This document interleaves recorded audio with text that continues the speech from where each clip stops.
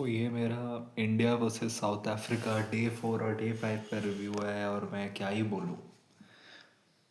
मतलब जिस पिच पर साउथ अफ्रीका इतने अच्छे से बैटिंग कर गई वहाँ हम 140 पे आउट हो रहे हैं। मतलब ऋषभ पंत का क्या था वो कोई प्रॉपर डिफेंस नहीं, राहुल और जायसवाल दोनों आउट हो जाना। मतलब आई थिंक मैं ग्लूमी हूँ इस बार में। मैं क्या कहूँ, साइमन हार्मर का वो दिखा रहे थे जिस तरीके की उसकी स्पीड्स थी, जिस तरीके का उसका रिलीज पॉइंट था, हमारे स्पिनर्स पीछे रह गए क्या उसमें।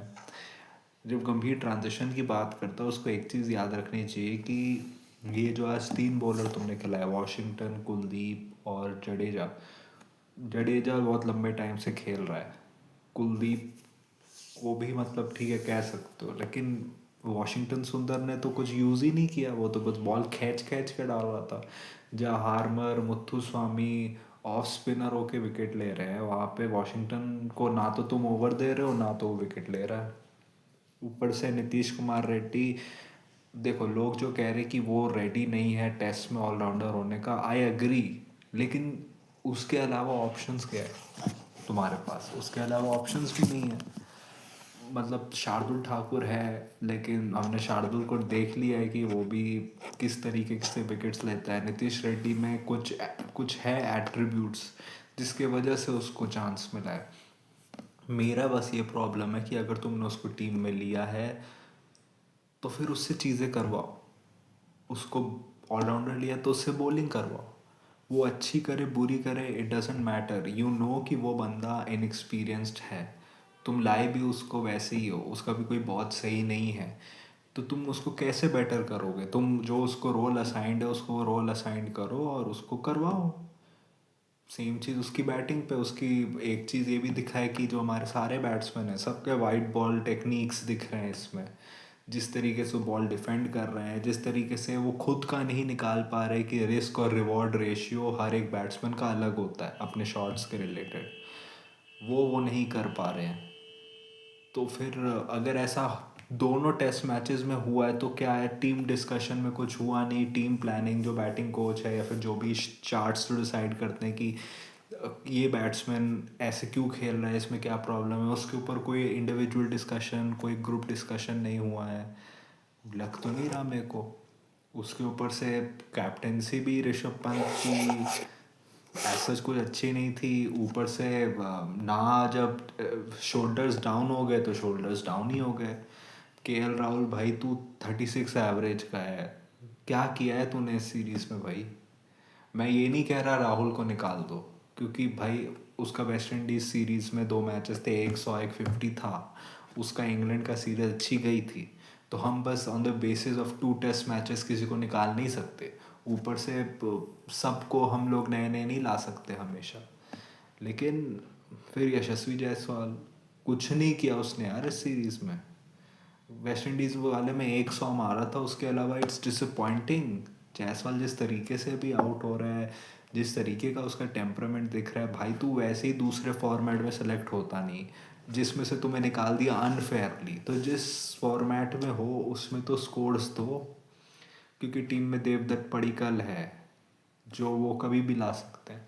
ऊपर से Sai Sudarshan, very good innings जो उसने लास्ट इनिंग्स खेली, एक वही था जो मतलब कि लग रहा था कि हाँ जो एम से आया था कि भाई मेरे को ड्रॉ करना है टेस्ट मैच, वरना क्या हुआ। ऊपर से एक और चीज़ ये दिखी कि हम सीरीज़ तब हारते हैं अगर हमारा लोअर ऑर्डर कंट्रीब्यूट नहीं करता। हमारा टॉप ऑर्डर बहुत बार कंट्रीब्यूट नहीं करता, लेकिन लोअर ऑर्डर बचा पा लेता है। पिछले कुछ टाइम से लोअर ऑर्डर भी स्कोर नहीं कर रहा है, स्पेशली जब तुमने 8 तक बैट्समैन खिलाएं। जनरली टीम्स के 7 तक बैट्समैन होते हैं जिसमें सातवां विकेट कीपर होता है, और उस लग्जरी के बाद भी ये हालत हो रही है तुम्हारी। तो और गंभीर भी भाई प्रेस कॉन्फ्रेंस में पहले कहते कि भाई, पहले कहता था कि नहीं मैं कुछ नहीं करता, टीम जिताती है। अब जब क्रिटिसिज्म आने लगा तो कहने लगेगा आप लोग न्यूजीलैंड के बारे में बात करते हो, साउथ अफ्रीका के बारे में बात करते हो, लेकिन मैंने इंग्लैंड में रिजल्ट दिए, चैम्पियंस ट्रॉफी जिताई, तुमने नहीं जिताई, प्लेयर्स ने जिताई। चैम्पियंस ट्रॉफी में तुम्हारा रोल क्या था? हाँ एक था कि वरुण चक्रवर्ती को लाए, लेकिन और वो 4 स्पिनर्स को ले जाना, लेकिन मतलब उसके अलावा क्या, ठीक है वो बहुत बड़ा था लेकिन टीम तो ऑलमोस्ट सेम थी, कैप्टन सेम था।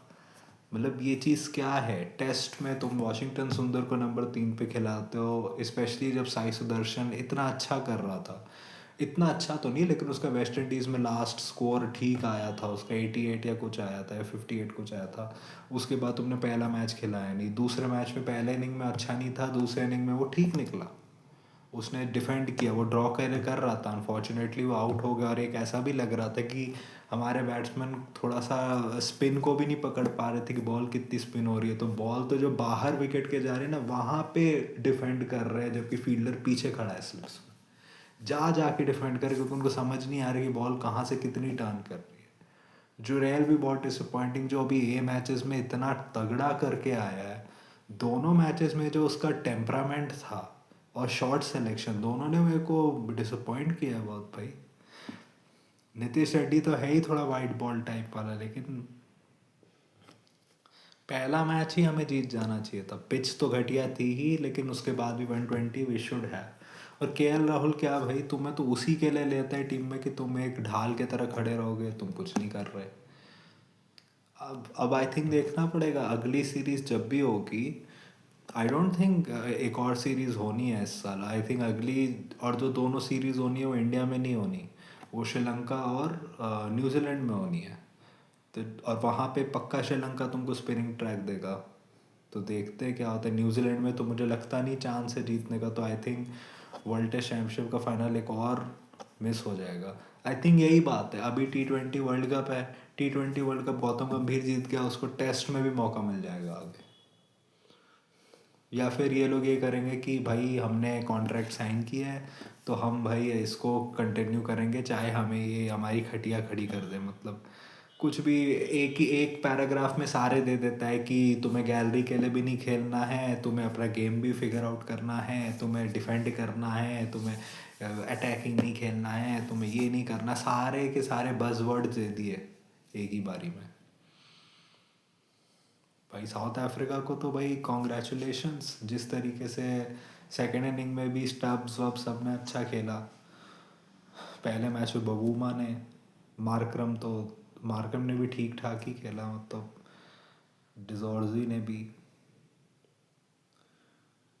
क्या ही बोले भाई। Jansen was great as a pacer, मतलब उसका जो एवरेज भी निकला है, मतलब क्या ही, उसने तो हमारी टीम को ही तोड़ दिया, 201 पे ऑल आउट कर दिया भाई। मतलब डेल स्टेन, क्या भाई डेल स्टेन आया था, वो क्या अहमदाबाद में किया था या उसने कहाँ पे किया था, तो पूरी टीम ही तोड़ दी थी, 8 विकेटें ले ली थी।